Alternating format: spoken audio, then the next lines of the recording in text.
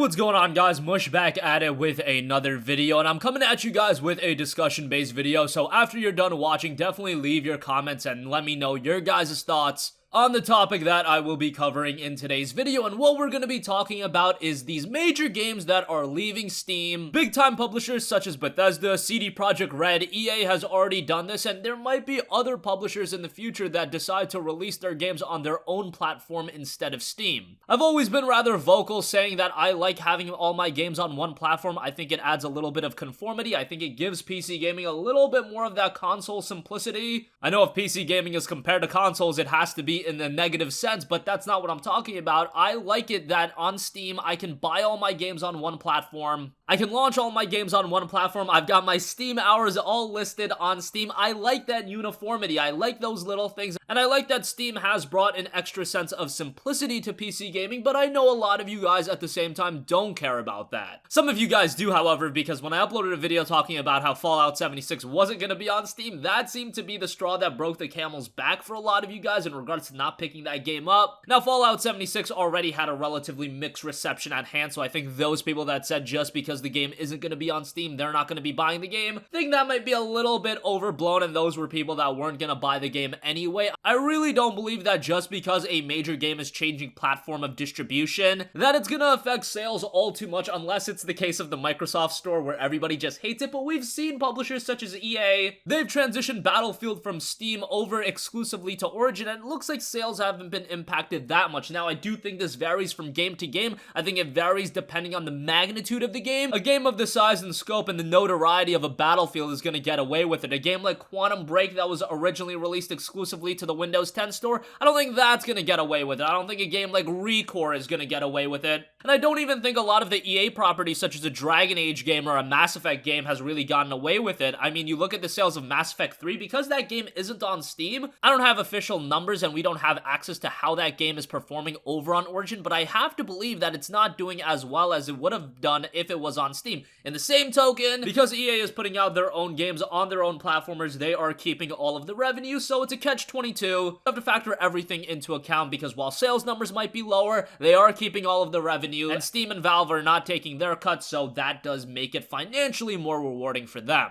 EA really got the ball rolling on that in terms of a big publisher that originally released their games on Steam, leaving Steam, and then recently we've seen more and more games leave Steam. Activision is a publisher that has put out a lot of their games on Steam, but Destiny 2, a game that you would think probably would be released on Steam, did not release on Steam. Rather, it was released exclusively to Battle.net. And I don't know what is going on for future Activision titles if they release a single-player game, how that's gonna go. But yeah, Activision is another publisher that has seemingly moved away from Steam, and I think most surprisingly, and the one that a lot of people aren't bringing up, is the fact that Thronebreaker, The Witcher Tales, this was set to be the single-player campaign to Gwent the Witcher card game, and CD Projekt Red turned it into its own release. That is gonna be released exclusively to GOG, DRM-free product, so it's not like they are adding their own DRM to it. You're just gonna buy the game off GOG, download it, and play it. I think GOG is one of the best PC platforms out there. However, even with GOG, this might sound a little bit crazy to you guys. GOG is DRM free. Personally speaking, I would still rather have the Steam DRM. Yes, I know, that's absolutely crazy. I'm literally asking for a layer of DRM. Just because I care about that uniformity, I would like Thronebreaker to be released on Steam. But as far as from what I've heard as of this moment, Thronebreaker will be a GOG release. Maybe it'll come to Steam sometime down the line. But right now, we do know it's coming to GOG later this month. Fallout 76, of course, as I mentioned earlier, Bethesda has always had a big presence on Steam. Their games are some of the best selling in the entirety of Steam. Whenever a Steam sale is running, you will see games like Fallout 3, Fallout New Vegas, The Elder Scrolls V Skyrim, Fallout 4, all launch up to the Steam top sellers, and it's very interesting to me that even a publisher that was doing so well on Steam is now moving away, and now they are releasing Fallout 76 on their Bethesda platform. Again, I did mention that a lot of you guys seem to have commented being very disappointed by this decision. At the same time, I think a lot of you guys that said that didn't have a ton of interest going into the release of Fallout 76 anyway. Maybe there are a few of you. Let me know in the comment section down below. Was that really something that pushed you away from Fallout 76? Was the fact that it not being on Steam make your decision a lot easier for you on whether or not to buy the game? Let me know. But it also begs the question, what is going to be the case with future games? Because of course, Bethesda is working on games like Starfield. They are working on The Elder Scrolls 6. Are those games going to be exclusive on the Bethesda platform as well? We don't know, but if Fallout 76 does well enough and they see more revenue and more returns on their platform opposed to Steam, As a business, you would imagine that Bethesda would begin to release their games exclusively on their own platform. Now, I say that Steam isn't taking their own cut and Valve isn't taking their own cut, but you have to remember, if Bethesda releases their own games on their own platform, there are added expenses. You have to have a support team. You have to work out all these server issues, the download issues. Steam and Valve kind of acts as a middleman between Bethesda and the gamer, so that is an added benefit. But at the same time, I've heard numbers like Valve taking 30 or 35% of the cut. There's no official number out there, but 30-35% is a pretty significant portion, so I could understand why these publishers want to go their own way. And I also talked about Thronebreaker. Well, you have to also think about CD Projekt Red's future game. Is Cyberpunk 2077 going to be a game that is released on Steam? I could see if Thronebreaker does well, they go ahead and say, hey, Cyberpunk is a game that's going to be massive on PC. Why are we giving a platform like Steam a cut of our revenue? We can just put out the game on GOG, make it exclusive there, have everyone buy it on there, and make a ton of extra cash. I mean, when you think about it from a fundamental standpoint, I would love to have Cyberpunk 2077 on Steam, but if you're adding that amount of revenue,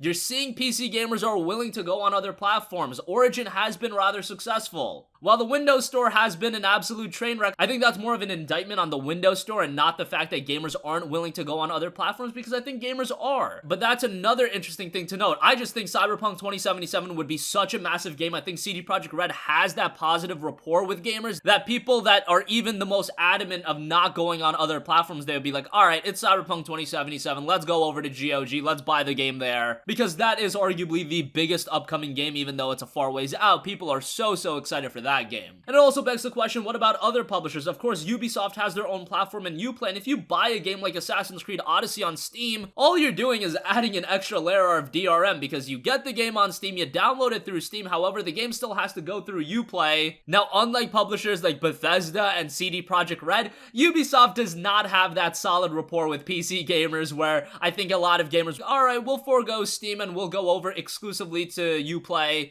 and we'll buy our games there. I just don't think that exists right now. If Ubisoft continues with consistent releases, I think they could get there, but I think we are a few years away from that. So yeah, I definitely want to hear your guys' input. A lot of games are leaving Steam. I think Steam is still going to be the place to go if you want all of these indie games and all of these new experiences from smaller publishers. However, publishers like CD Projekt Red, publishers like Bethesda, possibly Ubisoft in the future, we've seen it with Activision, I think you're going to see more of a push for them to put out their games on their own distinct platforms so they can have full control and acquire all of the revenue. And it does make sense from a business standpoint, but I am interested to hear what you guys think. Are games moving away from Steam something disappointing to you? Are you completely okay with it? Do you just want to play the game and have it at a suitable state on PC? Let me know. That's going to conclude this video. If you guys have a request for a future video, you can leave that in the comment section down below, and I will catch you guys in the next one. Peace out.